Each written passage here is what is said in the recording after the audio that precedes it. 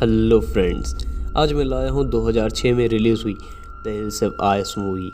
अगर आपको wrong turn movie पसंद है तो आपको ये मूवी भी पसंद आएगा। इस मूवी के 2 पार्ट्स हैं। आज इस मूवी का हम पहला पार्ट देखेंगे और अगले वीडियो में देखेंगे हम इसका दूसरा पार्ट। मूवी शुरू होता है न्यू मैक्सिको डिज़र्ट से, जहाँ को साइंटिस्ट रिसर्च कर रहे थे। अचानक उन लोगों के ऊपर हमला होता है और वो लोग मारे जाते हैं। हमला करने वाला एक म्यूटेंट था जिसका नाम था प्लूटो। प्लूटो सारे लाशों को बांधकर गाड़ी में ले जाता है।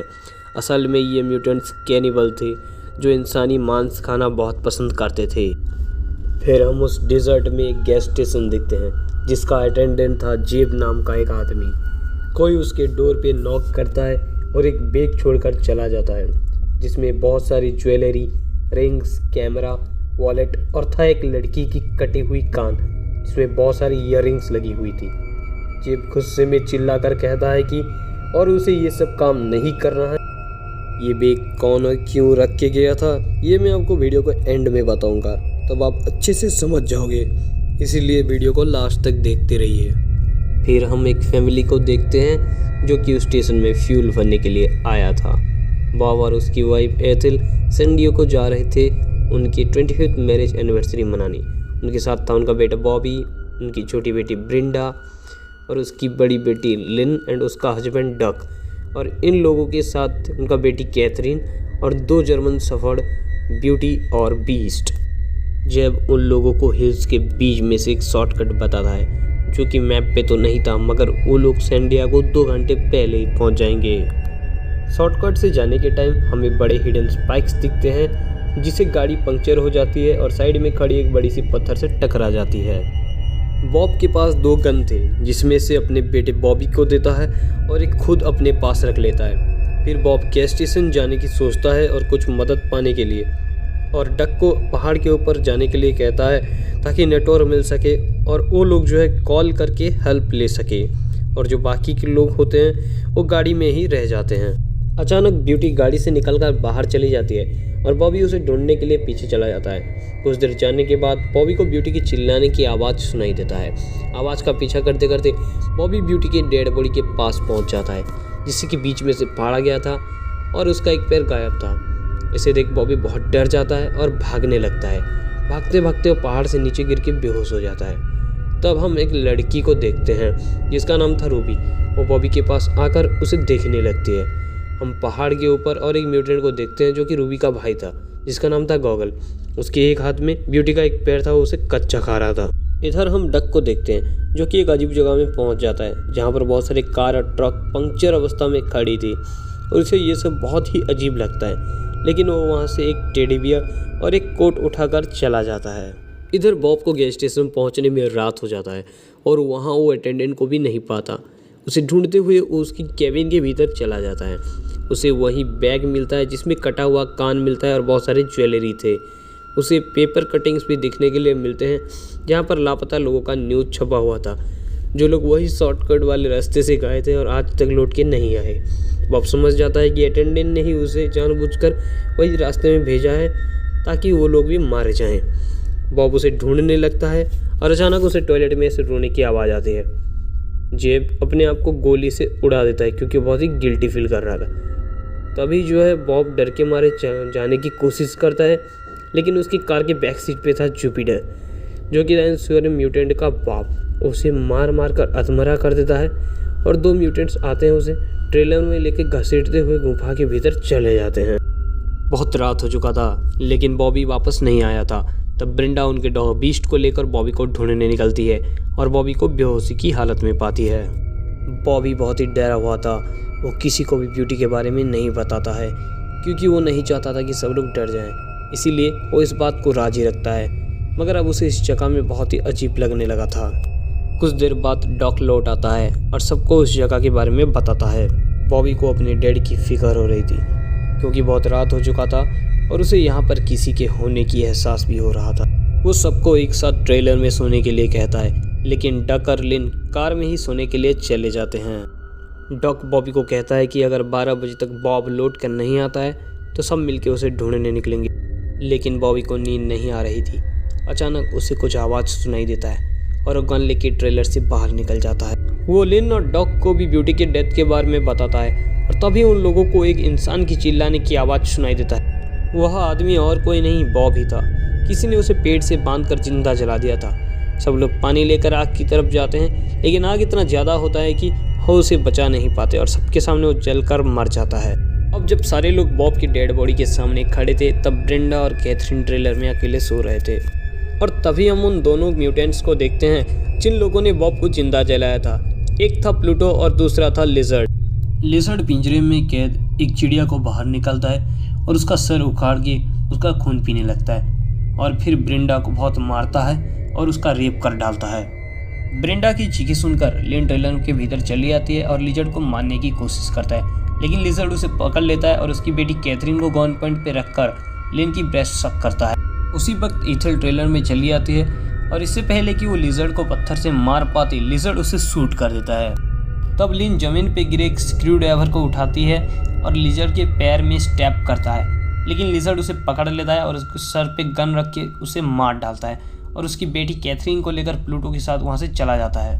गोलियों की आवाज़ सुनकर बॉबी और डॉग ट्रेलर पे पहुँच जाते हैं। डॉग देखता है कि लिन और एथिल मर चुकी हैं और उसकी बेटी कैथरीन भी गायब है। सिर्फ एक ही रात में उन लोगों का फैमिली तबाह हो चुका था। बॉब, एथिल, लिन, ब्यूटी सब मारे जा चुके थे और कैथरीन भी गायब थी। तब हम गॉगल को देखते हैं जो कि चट्टान पे बैठकर बायनोकुलर की मदद से ये सब देख रहा था। अचानक बीस्ट उसके ऊपर हमला करता है और उसे मार डालता है। अगले दिन डक बेसबॉल बैट, एक टर्च लेकर बीस्ट के साथ अपनी बेटी कैथरीन को ढूंढने के लिए निकलता है। उसे गाँव में बहुत सारे घर दिखते हैं, लेकिन वहाँ पे कोई भी इंसान नहीं था, बस पुतले ही थे। अचानक डक को एक घर से कैथरीन की रोने की आवाज़ सुनाई देता है। वो उस घर में चला जाता है। उसे वहाँ पर एक बिना बाल वाली औरत दिखती है। डक कैथरीन को लेकर वहाँ से निकलने की कोशिश करता है, लेकिन वो औरत डक को पीछे से हमला करती है और उसे बेहोश कर देती है। दूसरी तरफ हम ब्रेंडा और बॉबी को देखते हैं एक ट्रैप बनाते हुए, ताकि अगर कोई भी म्यूटेंट वहाँ आ जाए तो उन लोगों को ट्रैप की मदद से पता चल जाएगा। फिर वो लोग लिन और एथिल की बॉडी को ट्रेलर से निकाल के कार में रख देते हैं। इसके बाद हम डक को होश में आते हुए देखते हैं। वो एक फ्रीजर में बंद था और उसके आसपास बहुत सारे इंसान के कटे हुए बॉडी पार्ट्स थे। किसी तरह वो फ्रीजर का लॉक तोड़ता है और बाहर निकल आता है और एक दूसरे रूम में पहुंच जाता है, जहां पर उसे एक म्यूटेंट व्हील चेयर पर बैठा हुआ मिल जाता है। वो चल नहीं सकता था क्योंकि उसका सर बहुत बड़ा था। जब वो म्यूटेंट अपने ओरिजिन के बारे में डक को बता रहा था, तब अचानक प्लूटो पीछे से हमला कर देता है। डक की लेफ्ट हैंड की 2 उंगली कट जाती है। प्लूटो डक को मारने ही वाला था, पर डक किसी तरह खुद को बचाता है और कुल्हाड़ी से प्लूटो का सर काट देता है।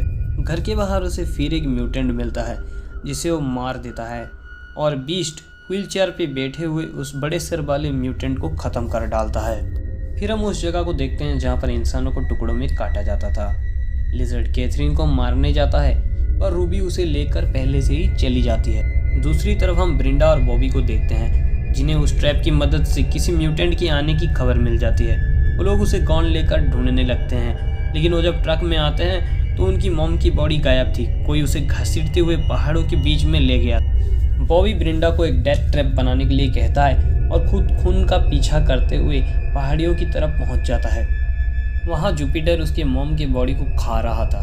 फिर बॉबी जुपिटर को भगाते हुए ट्रेलर के पीछे लाता है और ट्रेलर को ब्लास्ट करवा देता है, जिससे जुपिटर मर जाता है। इधर रूबी डॉग को उसकी बेटी लौटा देती है, पर उसी वक्त लिजर्ड वहां आ जाता है। डक और लिजर्ड के भीतर लड़ाई होती है और डक उसे शूट करके मार डालता है, लेकिन लिजर्ड मरा नहीं था। वो गन लेके डक को मारने ही वाला था कि तभी रूबी उसे लेकर पहाड़ से कूद जाती है और दोनों नीचे गिर के मारे जाते हैं। इसके बाद डॉग कैथरीन को लेकर बॉबी और ब्रेंडा से मिलता है। वो लोग सोचते हैं कि वो लोग बच गए हैं, लेकिन उसी वक्त कोई अननोन म्यूटेंट उन्हें दूर से देख रहा था और मूवी यहीं पे ख़त्म हो जाती है। अब मैं आपको इन म्यूटेंट्स के ओरिजिन के बारे में बताने वाला हूँ कि ये लोग कैसे ऐसे बन गए और क्यों इंसानों को खाने लगे। सन 1942 से लेकर 1962 तक यूनाइटेड स्टेट में बहुत सारे न्यूक्लियर बम टेस्ट किए गए थे। ये तो आपको पता ही होगा कि न्यूक्लियर बम कितने खतरनाक होते हैं और इंसानों के ऊपर इसका रेडिएशन का कितना बुरा असर होता है। ये न्यू मैक्सिको की डिजर्ट एरिया है। यहाँ पे ज़्यादा लोग नहीं रहते थे। कुछ गरीब परिवार रहते थे जो इस कोल माइन में काम करके अपना गुजारा चलाते थे। सरकार ने इस जगह को न्यूक्लियर टेस्ट के लिए चुना और यहाँ के लोगों को वार्न किया। फिर यहाँ पे एक फेक विलेज बनाया और लोगों की जगह पुतले रखे गए ताकि न्यूक्लियर बम का इफेक्ट कैसा होता है वो देखा जा सके। न्यूक्लियर टेस्ट के दौरान लोग इस कोल माइन में छुप गए और टेस्ट खत्म होने के बाद वो बाहर चले आए। लेकिन इस जगह पर हुई न्यूक्लियर टेस्ट का प्रभाव इतना बुरा था कि इन लोगों के डीएनए में बहुत सारे डिसऑर्डर दिखाई दिए। फिर यहाँ पे जो भी बच्चा पैदा होता था वो जेनेटिकली बहुत ही एबनॉर्मल होता था। ये देखकर वो लोग अपने मानसिक संतुलन खो बैठे थे और वहाँ पे हालत इतना बुरा हो चुका था कि वहाँ के लोग अपने बच्चों को जानवरों जैसा बर्ताव करते।